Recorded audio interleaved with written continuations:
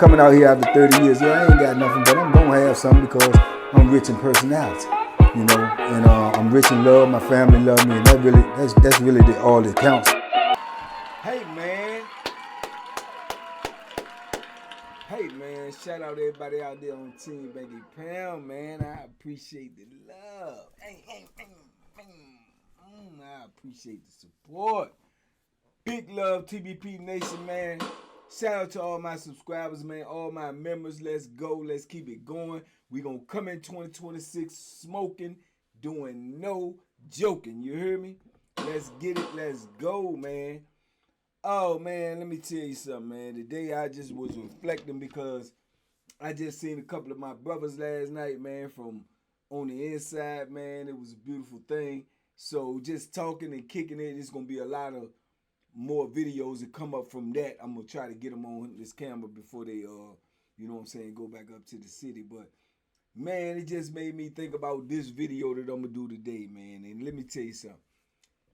In 33 years of doing time, man, 12,065 plus consecutive days, my last couple of months in prison were the hardest times I had trying to get out that door, man. I'm telling you, but it's probably easier to become a millionaire than it is to get out of prison.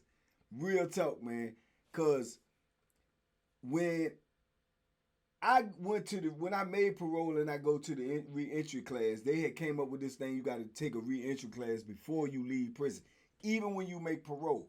Now, prior to this, it was always you made parole and you'll be gone home within 30 days, right? That's the way I always known it to be. Didn't never know too many dudes that made parole during my time because, like I said, Virginia had the lowest rate of parole in the country. You understand? So I didn't know a whole lot of dudes that had made parole. I knew dudes who had mandatory and got out of prison, but I didn't know a lot of dudes that made parole. I remember when Chucky made parole, man. Shout out to Chuck, man. You know what I'm saying? And they told Chuck, you know, you got 30 days, you'll be gone, you'll be out within 30 days, before 30 days. So it could be any time in between 15, 17, 20 some days. But you usually gonna be going home before 30 days. And you stayed right where you were. You didn't leave. You didn't go nowhere else. So during the time that I made parole in 2020, probably a year or two before that, they had started this re-entry class. So it's like, because people was leaving prison that had been down for decades and going back out on the street and re-offending because they had no worldly skills. They didn't know what was going on. They were so late. They reverted back to crime. This was, you know, the narrative that they was painting. So they came up with this reentry program that I think they brought this program from a former director of prison from another state, right? For some millions of dollars, this program that he created, the reentry program. So when you made parole, you had to go to this program for 5 months before you leave prison. I spoke about this to y'all before, right? But you have to pass all of these classes before you come home, which I think was a good program. I ended up running the program. It was a good program. I think it was some things that I learned in that program that I needed to know that I didn't know. I didn't want to do it, but once I got in it, I realized in retrospect it was beneficial to me to do this program. Got certificates all on the wall right now from that program that y'all can't see, but it's over there on the wall. I was proud of that, right? But during this time, man, you got to realize that if you make one mistake in this program, if you have one altercation in this program, if you have one physical confrontation in this program, is off the table. Back to the drawing board. You go back to prison. You know what I'm saying? And start over and try to make parole again. So this is a lot of pressure on you, man. This is a lot of pressure because, especially like for me in particular, I have been doing my time, man, for 33 years in the only way that I knew how to do time, dealing with things the only way that I knew how to deal with them. And it worked for me for the most part because I'm still alive. I was still healthy. So to get in this program, man, and be on the straight and narrow, and you still got idiots in here. You still got, you know what I'm saying, Bammers up in here. You still got, you know what I'm saying, dudes in here that throw your mojo off. You know what I'm saying? Because this was the flaw in the program. It wasn't, they had just started it, so it wasn't even enough dudes making parole to fill up the block. It's 84 dudes in the block. It ain't no 84 dudes gonna be in no re-entry because it ain't no 84 dudes making parole. They had just started giving out parole. You know what I'm saying? So you might have, in a 84 people block, you might got 50 dudes in there that made parole, which was a lot in Virginia. That's a lot. And then the rest of the dudes is mandatory. They going home anyway. They taking the program, but it's not mandatory. If they don't pass the program, it don't even make a difference. They going home either way. They just trying to get these resources and get these, you know what I'm saying, classes under their belt before they go home. I think that was the flaw in the program, because you got these dudes who have to complete this program, who cannot get in trouble, in the same block with the dudes that got nothing to lose. They got nothing to lose. They going home anyway. You see what I'm saying? So this created a discomfort in the block, man, because these young dudes, most of them was young because they was mandatory. They is not respecting your gangster. They not respecting the time that you did. They not respecting who you are, what your name is, what the work you done put in. They ain't respecting that. They, in fact, they bullying that. You know what I'm saying? They on something, man. They ain't gonna do nothing, man. They get a charge up in here. Man, them jokers will swing on you. Them jokers is having the little small Bethlehems in the pod. Dudes was coming in there, they running in there, shaking there, taking dudes out. They got caught with the knife or Bethlehem or something. They got these joints up in there when everybody who done made parole, we naked up in this joint. We ain't got no weapons. You get caught with a weapon, you can rest assured you ain't going home. So you ain't got none of that. You thinking it's gonna be easy breezy because everybody going home, but it won't like that because you got these Bammers in here that going home anyway. You gotta complete this program for you to go home. It ain't no, it's not guaranteed. So man, it was crazy, man. And we had some real live Bammers up in this joint, man. Dudes trying to take over the phone. They trying to handle the microwave. They talking greasy. And man, I won't trying to go through none of that. I ain't having it. You know what I'm saying? So it's hard to pull back your natural instincts and just check it just like that. You living this way for 3 decades, and now you gotta let this go. You gotta let that go. You gotta accept somebody talking slick. You got, it was horrible, man. It was horrible. And what made me think about it was because, like I say, the homies came down yesterday, gonna be here through the weekend. And I remember when Mo had that situation with the dude trying to handle the phone, and Mo was supposed to be next on the phone. Man, they had a Bama in there. He going home anyway. The Bama actually got a poop bag on the side. He ain't even been locked up but for a second because he still got the poop bag on the side that he got shot on the street with. Right? But he's still getting ready to go home. He used to take and try to commandeer a phone, handle the phone, and he was a gang member. Handle the phone, and he'll get off the phone, leave his chair right there, leave the phone hanging off the hook, go upstairs, make some food, and do this and do that, and come back and don't expect nobody to touch the phone.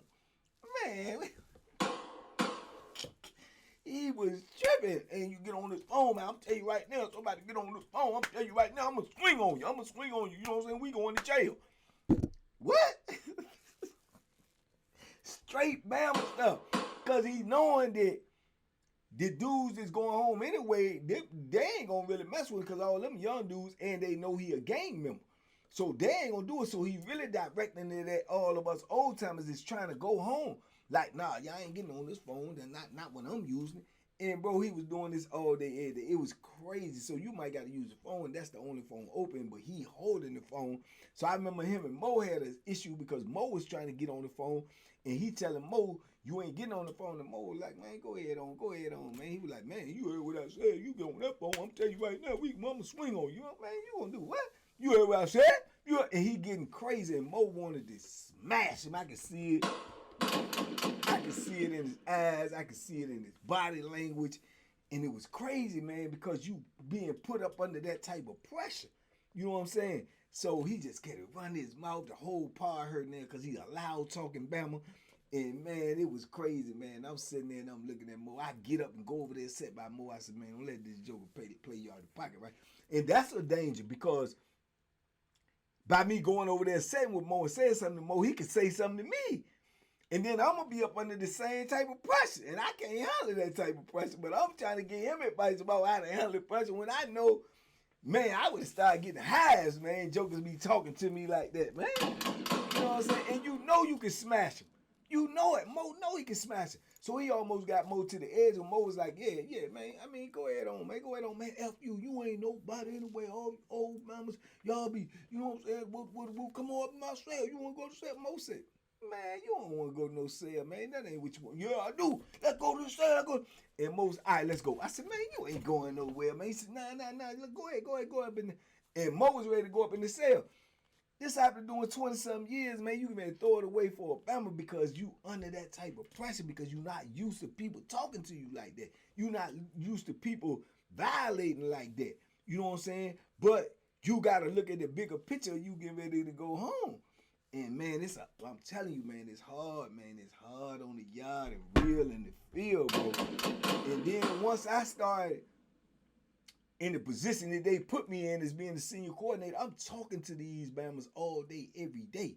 So I'm starting to have issues too because it's mental. In my mind, I'm looking at these jokers when I'm up here having to give my speech. You had to be on, we was on this panel where it's a 12 people panel.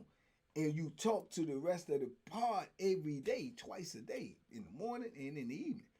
And you got to literally stand up and speak. And you can see these Bamas up in the audience and sitting in their chairs and like, man, I don't know what you talking about, man. Get up, man. And whispering and stuff.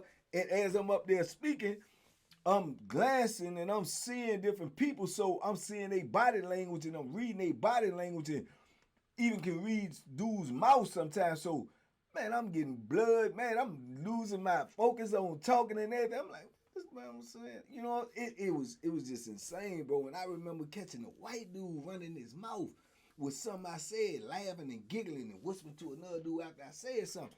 So, man, I was so, like, man, who you playing with? You know what I'm saying? So I remember pulling up on him after the meeting and asking him, do you got something to tell me? Because another dude, AB, my homeboy, shout to AB, pulled up on me, told me he heard what he said. And he said something like, man, he running his mouth. He don't know nothing. He did all that time. He probably telling us something to get home or something to that effect, which is punishable by, you know what I'm saying, any means necessary when you talk like that in prison.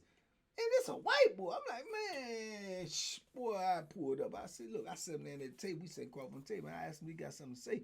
And he was kind of being arrogant and slick, but like in a funny way. He was like, man, I ain't say that. He said I said that, but I said something else. Well, what you say? And he ain't want to. I'm like, man, look at me, man. Look at my eyes, man.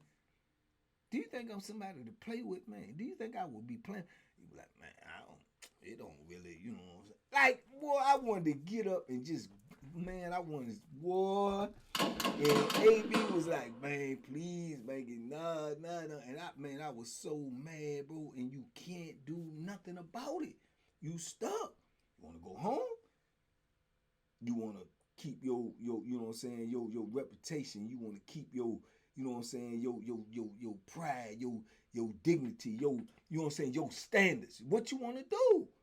You know what I'm saying? It's and looking back in retrospect, it's like really a test. It's a real test. That do you really want to go home?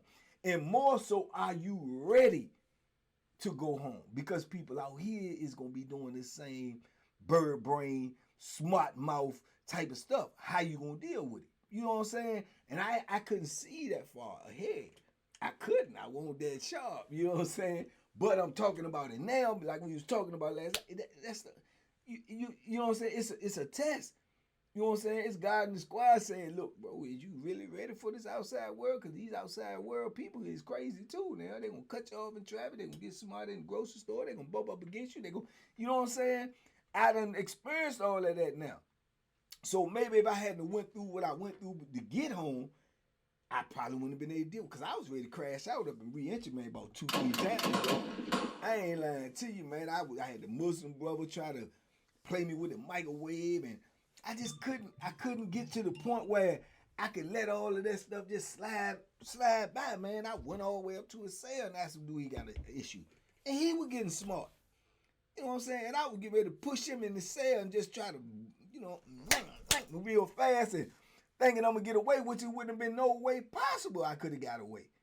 It wouldn't have been no way possible I could have got away. But in my mind, I'm thinking how I done did this time, and I'm thinking, man, it's possible, but if I get caught, I just go to jail. No, it's more than going to jail right now. You going to jail, then you going back to prison. You know what I'm saying? So, bro, it was really hard, man. I ain't gonna lie to you, man. I'm looking at jokers, man, and I'm wanting to smack fire from jokers.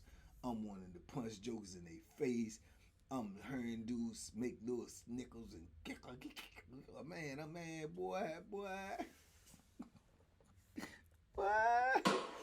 I'm telling you, man, and I thank God for being around some of the little young soldiers that I had mentored doing my bit that was able to reel me back, because they knew me and they could see, like, man, come on, man, just, hey, man, we give me to go home, baby. We give me to go home, baby, man. F the mamas, man. F. And you know what I'm saying? You go in the kitchen, and the dudes on the kitchen, them dudes is from population. They from population. They not going home. They ain't made parole. You don't know how much time these jokers got. These jokers on the line, snatching, talking trash, man, shaking the spoon on your tray. You trying to buy peanut butter, onions, this, that, and the third. They trying to overcharge you, and all these issues are there that did this on the regular. Man, what you want? Onion, you want $10. Man, you want $10. Man, don't nobody sell no onion for no $10, man. Well, get on away from me, because that's what I'm selling. That type of stuff in regular. Okay, what building you in? And then soon them doors open, then they call that yard. You go see him and see if he's standing on what he said. But you can't do that when you in re-entry. You can't do none of that. So these jokers is snatching with you. They know too. Everybody on the compound, this is the bad part about it. Everybody on the compound, even the dudes that's in the block with you, the ones that's going home, this mental, the rest of the building, it ain't but one block that's the re-entry. So you got 3 other blocks in that building. So when you going out to eat and going, they be moving around too. So everybody know y'all going home. Everybody know y'all under pressure. So what does that mean? Everybody tough guy. Everybody mean, man, get out my way, man. You see them coming, man. Everybody tough guy. And you got to eat all that, bro. You got to swallow all that just in the name of trying to get on the street, bro. So it's so difficult to get out that penitentiary. It's the easiest thing in this world, on the planet, that I think to do is to go to prison. That's the easiest thing in the world to do. Anybody who want to go to prison can go do something today and they en route to go into prison. Easiest thing in the world to do. Hardest thing, man, to do is to get up out of there, bro. Because even if you got 2 years, it's still going to be hard to get up out there, because you got to survive them 2 years of gorillas, killers, and bears, and lions, and tigers, and, you know, all the stuff that goes along with it, let alone the administration. You know what I'm saying? Like I say, I know dudes who went in there with a year, 2 years, they ain't never make it home. You know what I'm saying? I know dudes who went in there with 4, 5, 6 life sentences and was fortunate enough to make it home. So there's no, you know what I'm saying, rhyme or reason. Hardest thing in the world to do is to get out of prison, man. Why people try to get up in that joint? That's easy. That's easy, but getting up out of that joint, man, that's a whole nother ball game, bro. I'm telling you right now, man. Like me looking back, just having that conversation and looking back, man, the issues I was going through, man, the internal, my celly, New York, he was going through, man, New York wanted to kill some of them. And he considered it. I said, man, you tripping. I'm sitting up here telling them he's tripping about issues, whereas too, I would have been tripping about the same issues. So it's different when you the outside looking in. Even like with the dude playing with the phone, the blood dude. Man, New York he was already like New York, and he didn't use the phone that much. So it even made it even more critical for him because he was like, man, if I go down there and use that phone, man, and that's the only one open, and he tried to tell me, I'm gonna put some holes in. I'm like, yo, man, man, I wish he would, man. I swear, I might want to go use the phone just to see if he try to stop, because this is how you gear. This is how you know what I'm saying? It's in you. It ain't on you. It's in you. Like, man, don't play with me. You know what I'm saying? Or I'm gonna make an example of you, and you got to scale all of that back. And it's the very reason that you survived this bit is because of the way you move and the way you handle stuff. And then you got to scale all that back. It's like you losing your identity. It's like, you know what I'm saying? It's like you feel soft. You literally feel like, man, I'm a sucker, man. You can't sleep. I couldn't even sleep when that white boy, man, was snickling and giggling, and I couldn't, you know what I'm saying? The Muslim bro, every time I seen him from that point, I'm looking at him just like this. You know what I'm saying? And he looking at me. He giving me an arrogant look like I ain't gonna do nothing. And I'm telling him, boy,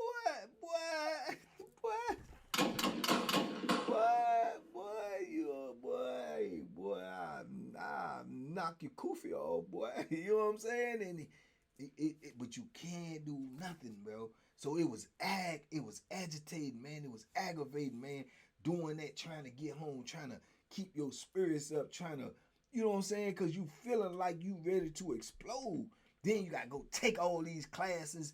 You know, that's why I worked out so hard before I came home. I worked out AB, Mo, all of them tell you, Freaky Lou. Boy, I was working out 3 times a day before I came home just to keep my mind clear for the tomfoolery. Boy, I work out right after the class in the morning. Go in that joint, work out, come back out, take a shower, go back in for count. Lunchtime, they going to lunch. I'm working out. You know what I'm saying? Take another shower, go back out there, do the last class in the evening, come back up in that joint, change clothes, work out again, go take a shower. I did that for 5 out of the 5 months we had in there. I did that probably about 4.5 months straight. It's the only thing that I could do to keep me from going crazy, to keep me from putting my hands on one of them bammers, to keep me from, you know what I'm saying? It was insane, bro. It was insane, man, trying to get up out there. I never would have thought it was that hard. In your mind, you thinking, man, the hard part is over. You made parole. Nah, bro. It just started. It just began. Let alone the police. They the same way. They trying to handle you because they know you can't do nothing. You get smart with one of them, they give you a charge, bro. They can take you out the program, bro. They can give you a charge, say you cussed at them. Or you threaten them. Let alone if they say you threaten them, you automatically gone. You know what I'm saying? So they talking slick to you. They talking smart to you. Young COs, man, 22, 23 years old. Man, I got a brush older than you, sucker. You know what I'm saying? Hey, man, you need to do this. You, man, go ahead on. Man. What? What are you talking to? What you say? You get smart? And you got to be like, nah, man, I ain't say nothing. I know you did. Boy, that don't hurt, bro. That don't. Go back in the room and do 1,000 burpees. Kill you. You playing with me? What? Be going insane in this joint trying to get up out this penitentiary, man. Man, but God in the squad is good, man. I maintain, man. I maintain, man. And when that day came, man, that's the happiest day of my life, man, just to walk up out of that joint. And I still didn't even believe it was real. I still believe it was a Mickey in the deck somewhere, like they was gonna stop me before I actually got out. Like, hold up. We made a mistake with you. Walking out this joint the whole time like this. You know what I'm saying? Like, let me get up out here. And it's just crazy though, bro. So this ain't no life for you, man. You don't want to get up in there, bro, because you might not come up out of that joint, man. And I know people say, man, people come out of prison every day. Yeah, they probably do. But how many of them stay in there? You understand? Check the numbers. You know what I'm saying? I guarantee it's more of them staying there that come out by far. By far. You understand me? So, yeah, man, stay free, man. Just reflecting, man. You know, hey man, y'all talk to me in the comments. I talk back. Big love, TBP Nation. Stand up, man. We out here and we ain't going back up in there. You hear me? Unless we going up in there to preach and teach, man. You dig? And show that it's possible to come out here, man, and stay out here and try to do something, man, in your community, you know, in your city, in this world, man. It's on a positive note, man. So TBP Nation, stand up, y'all. Be safe, be smart, make good decisions. Duck them hooks, man. Stay about that penitentiary, man. I'm telling you, to drive you crazy, and it might take your life.